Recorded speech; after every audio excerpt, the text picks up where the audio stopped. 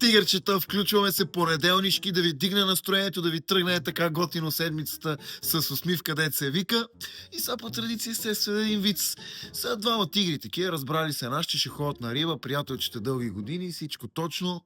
Разпанали са, столчета, работи, фърлят въдицата и сега един е постоянно му кълве, на всеко фърляне вади риба, другия ама грам, нищо не мога да фане. И нашия сега гледал го половин час, 40 минути и му казал: бе, брат, как става тази работа? Вика, фърляш и постоянно вадиш, при мене не кълве грам. Той го викнал така и му казал: въртленце, ще ти кажем една тактика, ама нема казваш на никой. Закачам на кукичката хапчета за трипер. Как хапчета за трипер? Вика, е така, фърлям и ги убивам. Нашия като чул, направо фърлил въдицата, газ към най-близката аптека и такъв задъхан влиза и вика на продавачката: може ли 2? Не, направо 3 кутии хапчета за трипер.